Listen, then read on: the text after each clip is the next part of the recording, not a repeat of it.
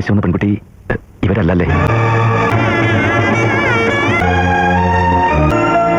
എന്തേ ചായ കുടിക്കാതെ? എന്തോ അറിയില്ല.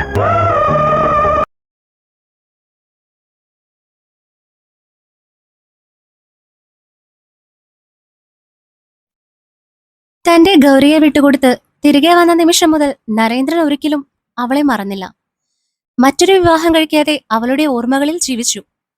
മലയോരത്തിലെ ആ ചെറിയ ആശുപത്രിയിൽ നിന്ന് പുതിയ ജീവിതത്തിലേക്ക് കടന്നു വന്ന ശരത് മേനോനും അവന്റെ മായയും സന്തോഷകരമായൊരു ജീവിതം ആരംഭിച്ചു. അവർ വിവാഹിതരായി നഗരത്തിലേക്ക് മാറി. മായ തന്റെ പുതിയ ജീവിതത്തിൽ ഒത്തുചേരാൻ ശ്രമിച്ചു. ഒരു നല്ല ഭാര്യയായി, മരുമകളായി. ശരത് അവളെ അതിയായ സ്നേഹത്തോടെ കരുതുകയും അവളുടെ ഭാവി സുരക്ഷിതമാക്കാൻ ശ്രമിക്കുകയും ചെയ്തു. പക്ഷേ അമ്മയാവാനുള്ള ഭാഗ്യം അവൾക്കുണ്ടായില്ല. വർഷങ്ങൾക്ക് ശേഷം ഒരു ദിവസം ചെറിയൊരു അപകടം. അവളുടെ മനസ്സിന്റെ അടിത്തട്ടിൽ മറഞ്ഞുകിടന്ന ഓർമ്മകൾ പതുക്കെ തിരിച്ചു വരാൻ തുടങ്ങി. ഗൗരി, അവൾ സ്വന്തം പേര് ഓർമ്മിച്ചു. അവളുടെ മനസ്സിൽ നരേന്ദ്രൻ എന്ന പേരും മുഖവും തെളിഞ്ഞു.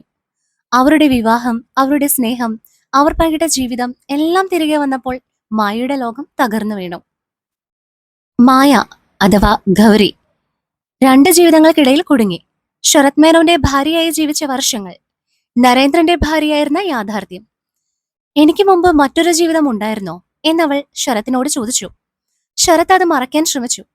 പക്ഷേ സത്യം മറയ്ക്കാൻ കഴിയില്ലായിരുന്നു. ഒടുവിൽ ഡോക്ടർ സന്ധ്യ എല്ലാം തുറന്നു പറഞ്ഞു. അവളുടെ കണ്ണുകളിൽ കാണുന്ന കുറ്റബോധവും വേദനയും കണ്ടപ്പോൾ അവൻ തകർന്നുപോയി. ഞാൻ മറ്റൊരാളുടെ ഭാര്യയായിരിക്കെ ഞാനെവിടെ എന്നവൾ പറഞ്ഞു. അവൾ പൊട്ടിക്കരഞ്ഞു. ശരത്ത് നിശബ്ദനായി. അപ്പോൾ നീ എന്നെ സ്നേഹിച്ചിട്ടില്ലേ എന്ന് ശരത്ത് ചോദിച്ചു. ശരത്തിന്റെ ശബ്ദം വിങ്ങി. ഞാൻ നിന്നെ സ്നേഹിച്ചു, മായയായി, ഗൗരി മറുപടി പറഞ്ഞു.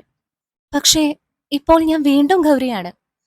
ആ വാക്കുകൾ ശരത്തിന് മരണവിധിയായിരുന്നു. അവന്റെ സ്നേഹം സത്യമായിരുന്നെങ്കിലും അവൻ ചെയ്ത വഞ്ചനയുടെ ഭാരം അവനെ തകർത്തു.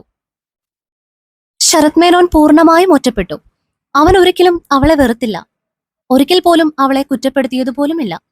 പക്ഷേ അവന് നഷ്ടപ്പെട്ടത് തന്റെ ലോകമായിരുന്നു. അവൻ തന്റെ മായയോടൊപ്പമുള്ള നിമിഷങ്ങൾ ഓർത്തു. അന്ന് രാത്രി തന്റെ മുറിയിൽ അവൻ ഒറ്റയ്ക്കിരുന്നു. മായയുടെ ഫോട്ടോകൾ നോക്കി. അവൾ ചിരിക്കുന്ന ചിത്രം, അവൾ വിളിച്ച ശരത് എന്ന ശബ്ദം എല്ലാം അവനെ അലട്ടിയിരുന്നു. അവനൊരു കുറിപ്പെഴുതി. നീ എന്റെ ജീവിതത്തിൽ വന്നത് ഒരു അത്ഭുതമായിരുന്നു. പക്ഷേ നീ ഇപ്പോൾ പോകാൻ പോകുന്നതും എന്റെ അവസാനവുമായി. അന്ന് രാത്രി ശരത് മേനോൻ ആത്മഹത്യ ചെയ്തു. ഗൗരി അവന്റെ മരണം കണ്ട് ഞെട്ടി. കുറച്ചുനാൾ അവൾ നിശബ്ദയായിരുന്നു. താൻ കാരണമാണ് ശരത് മേനോൻ മരിച്ചതെന്ന ചിന്ത അവളെ മാനസികമായി അലട്ടിയിരുന്നു. ഡോക്ടർ സന്ധ്യ അതിനുശേഷം നരേന്ദ്രനെ ബന്ധപ്പെട്ടു. എല്ലാം അയാളോട് തുറന്നു പറഞ്ഞു. മാപ്പ് ചോദിച്ചു. അങ്ങനെ വർഷങ്ങൾക്ക് ശേഷം നരേന്ദ്രനും ഗൗരിയും വീണ്ടും കണ്ടുമുട്ടി. നരേന്ദ്രന്റെ കണ്ണുകളിൽ സന്തോഷവും വേദനയും ഒരുമിച്ച്. ഗൗരിയെ അവൻ വിദേശത്ത് കൊണ്ടുപോയി സൈക്യാട്രിസ്റ്റിനെ കാണിച്ചു.